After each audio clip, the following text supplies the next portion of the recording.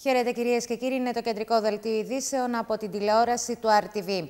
Παρουσία της Γενικής Γραμματέως Ισότητας των Φύλων των βουλευτών κυρίων Στήλιου και Γκόγκα, αντιδημάρχων και δημοτών, πραγματοποιήθηκαν το απόγευμα της Παρασκευής στα εγγένεια του Κέντρου Συμβουλευτικής Υποστήριξης Γυναικών του Δήμου Αρτέων. Παρουσία της Γενικής Γραμματέως Ισότητας των Φύλων εγγενιάστηκε το απόγευμα της Παρασκευής στο Κέντρο Συμβουλευτικής Υποστήριξης Γυναικών του Δήμου Αρτέων.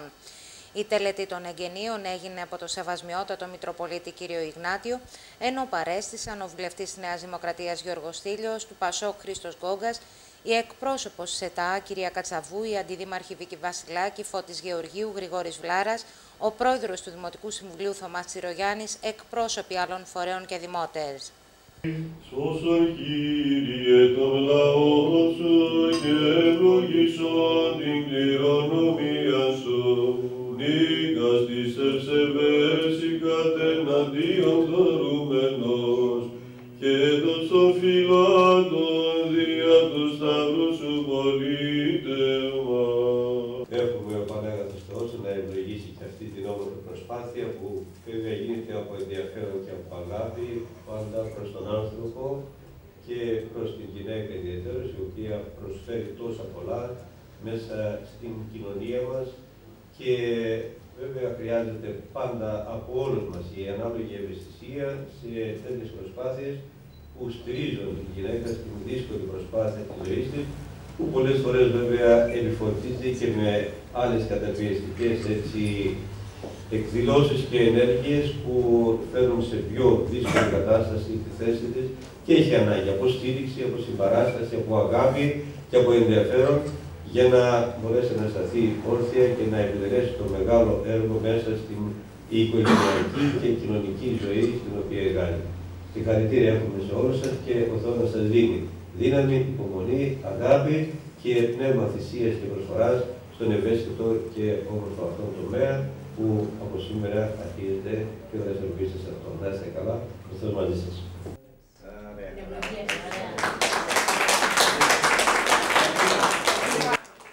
Σήμερα είναι μια ιδιαίτερη ημέρα για όλους εμάς, για ολόκληρο το νομό της Άρτας, που έγινε πραγματικότητα η δημιουργία του Κέντρου Συμβουλευτικής Υποστήριξης Γυναικών Θυμάτων Βίας και αποτελεί μέρος ολοκληρωμένου σχεδίου δράσης με στόχο την πρόληψη και καταπολέμηση της βίας κατά των γυναικών και προς όφελος των γυναικών και των παιδιών τους.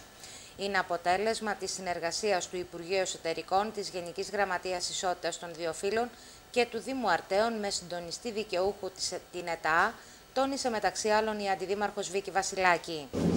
Η έναρξη της λειτουργίας του Συμβουλευτικού Κέντρου εδώ έρχεται σε μια περίοδο παρατεταμένης ύφεσης, όπου με βάση τα στατιστικά στοιχεία οι γυναίκες πλήττονται πρώτες και με ιδιαίτερη ένταση στον επαγγελματικό και οικογενειακό στίβο. Λεκτική βία, οικονομικός εκβιασμός, ξυλοδαρμός, ψυχολογική βία συνιστούν την πιο αποκρουστική, συστηματική και διαδεδομένη παραβίαση των ανθρωπίνων δικαιωμάτων. Αποτελεί απειλή για τις γυναίκες και πραγματικό τροχοπέδι στη συνολική ανάπτυξη της χώρας.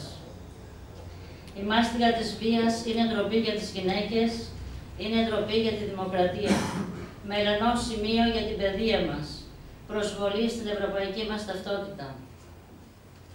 Το Κέντρο Συμβουλευτικής Υποστήριξης Γυναικών του Δήμου μας παρέχει υπηρεσίες πρώτης γραμμής και ψυχοκοινωνική στήριξη στις γυναίκες που υφίστανται βία και πολλαπλές διακρίσεις, καθώς επίσης στοχεύει στην υλοποίηση δράσεων πρόληψης και ευαισθητοποίησης των ζητημάτων της βίας όλων των μορφών. Το Συμβουλευτικό Κέντρο είναι στελεχωμένο από ειδικό επιστημονικό προσωπικό, συμβούλων εξειδικευμένων στη βία κατά των γυναικών με την οπτική του φύλου, ψυχολόγο, κοινωνική λειτουργό και κοινωνιολόγο, ενώ εκκρεμεί η πρόσληψη νομικού. Οι ώρες λειτουργίας είναι 8 το πρωί με 4 το απόγευμα, πίσω από τη Λαϊκή Αγορά στην Άρτα, Τζαβέλα 24, με τηλέφωνο επικοινωνίας 77400 και γραμμή ΣΟΣ 15900. Η δημιουργία του συμβουλευτικού αυτού κέντρου εκφράζει τη βούληση της Δημοτικής Αρχής για την εφαρμογή μιας ευρύτερης κοινωνικής πολιτικής και την αξιοποίηση των ευρωπαϊκών προγραμμάτων και την εφαρμογή τους, ύστερα από τα κέντρα δημιουργικής απασχόλησης παιδιών 5 έως 12 ετών, 3 σημαντικές κοινωνικές του Δήμου μας, το Κέντρο Δημιουργικής Απασχόλησης Ατόμων με Αναπηρία, καθώς επίσης πρόγραμμα του ΕΣΠΑ για 12 παιδικούς και βρεφονηπιακούς σταθμούς και όλα αυτά εντελώς δωρεάν.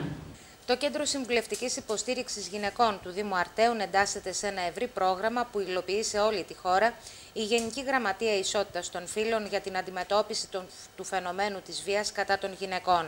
Η βία και η κακοποίηση γυναικών έχουν πάρει διαστάσεις μάστιγας που δεν γνωρίζει κοινωνικούς, οικονομικούς ή πολιτισμικούς περιορισμούς, τόνισε η Γενική Γραμματεία Ισότητας των Φύλων, Βάσο Κόλια. Το τελευταίο διάστημα αυξάνονται τα περιστατικά που επαναφέρουν με το πιο έντονο και απευθύ τρόπο στο προσκήνιο της καθημερινότητας και της δημοσιότητας τη μάστιγα της βίας κατά των γυναικών. Να σας υπενθυμίσω ότι τις προηγούμενες μέρες ακούγαμε και βλέπαμε στη τηλεόραση τη νέα αυτή κοπέλα που βιάστηκε και στη συνέχεια κάει και έκαψε το σώμα της ο βιαστής της, ο νεαρός γείτονάς της στη Ξάνθη. Και λέω της δημοσιότητας, σας ανέφερα στη δημοσιότητα γιατί το συγκεκριμένο πρόβλημα δυστυχώς είναι πάντα εδώ, ακόμα και όταν τα μέσα μαζικής ενημέρωσης δεν αναφέρονται σε αυτό, ακόμη και όταν οι ίδιες οι γυναίκες από φόβο ή από ντροπή το κρύβουν. Όπως σας είπα, μιλώ και σας φέρνω στο μυαλό σας τα δεκάδες περιστατικά που ακούμε το τελευταίο καιρό, είτε αυτά γίνονται στη Νέα Μάκρη, είτε στην Κυφσιά, είτε στη Ξάνθη το τελευταίο. Δράστη σε όλες αυτές τις περιπτώσεις είναι ο φίλος του ή ο σύντροφός του συνήθως. Κυρίες και κύριοι, τα περιστατικά αυτά δεν καταγράφονται σε κάποια από τις χώρες αυτές που συνήθως εμφανίζονται στις τελευταίες θέσεις έρευνες παγκοσμίων οργανισμών για τα ανθρώπινα δικαιώματα. Έχουν γίνει στη χώρα μας. Και φυσικά δεν αφορούν την Ελλάδα του 50 ή του 60 ή την Ελλάδα των παλιών κακών ελληνικών ταινιών. Αφορούν την Ελλάδα του 2013. Επίσης, αγαπητές φίλες και φίλοι, είναι πιθανόν κάποιοι από εμάς να έχουμε βιώσει την εξαιρετικά δυσάρεστη εμπειρία να γίνουμε οτακουστές του άγριου καυγά του ζευγαριού της διπλανής πόρτας. Ίσως, αν θέλετε, να γίναμε, χωρίς να το θέλουμε, μάρτυρες μιας ακόμα περίπτωσης κακοποίησης με θύμα μια γυναίκα. Πρόκειται για φαινόμενο που η σύγχρονη ελληνική κοινωνία δυνατή, ελπίζω προς το παρόν τουλάχιστον, να ελέγξει ικανοποιητικά, το οποίο όμως θέτει αμήλικτα ερωτήματα ως προς τη στάση μας ως γείτονες, ως πολίτη, αλλά ως και συνάνθρωποι. Ίσως ακόμα, όπως λένε και οι ψυχολόγοι μας, κάποιοι από εμάς κάποια στιγμή να έχουμε υπάρξει ήδη εγκλωβισμένοι σε κάποιο σημείο του φαύλου κύκλου θύματος, χωρίς ωστόσο να το έχουμε συνειδητοποιήσει. Μπορείτε στη συνέχεια να ρωτήσετε τις ψυχολόγους του Συμβουλευτικού Κέντρου, οι οποίες νομίζω θα το επιβεβαιώσουν αυτό που σας λέω. Και δεν είναι σπάνιο, έτσι δεν είναι, ούτε δύσκολο να μας έχει συμβεί.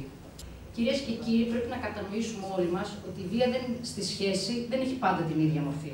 Συνήθως, όταν ακούμε για ενδοοικογενειακή βία, μας έρχονται στο μυαλό μας σκηνές άγριας σωματικής κακοποίησης που ένας μέθησος, βάναυσος, αγράμματος πολλές φορές σύζυγος ασκεί στην περιορισμένη νοημοσύνη σύζυγό του. Η μορφή όμως που παίρνει η βία μπορεί να είναι όχι μόνο σωματική, αλλά και λεκτική, ψυχολογική, δηλαδή υποτίμηση, αμφισβήτηση της διανοητικής ικανότητας της γυναίκας, εκφοβισμός, απομόνωση, σεξουαλική αλλά και οικονομική βία. Και λέγοντας οικονομική βία, τι εννοώ? Το να εξαναγκάσει ένας σύζυγος ή ένας σύντροφος να σταματήσει η γυναίκα την επαγγελματική της δραστηριότητα ή να την παρεμποδίσει να έχει πρόσβαση σε οικονομικά κεκτημένα. Φίλες και φίλοι, η κακοποίηση συνδυάζει τη βία, πράξη που προκαλεί σωματική, σεξουαλική, ψυχολογική βλάβη και τον πόνο. Επίσης τον φόβο. Μπορεί να συμβεί εντός ή εκτός της οικογένειας. Μπορεί να συμβεί μεταξύ ερωτικών συντρόφων. Η έμφυλη κακοποίηση δεν γνωρίζει κοινωνικούς, οικονομικούς ή πολιτισμικούς περιορισμούς. Δεν έχει χρώμα, μορφωτικές ή θρησκευτικές πεποιθήσεις. Σχετίζεται όμως πάντοτε, και αυτό δεν πρέπει να το ξεχνάμε, με την επιβολή της δύναμης και την άσκηση ελέγχου από τον σύντροφο ή τον σύζυγο. Αποκαλύπτεται από συμπεριφορές όπως η υπερβολική ζήλια και η κτητικότητα, η αυταρχική συμπεριφορά, η υπέρμετη κριτική και υποτίμηση του συντρόφου και κυρίως από τη δημιουργία αισθήματος φόβου στις σχέσεις.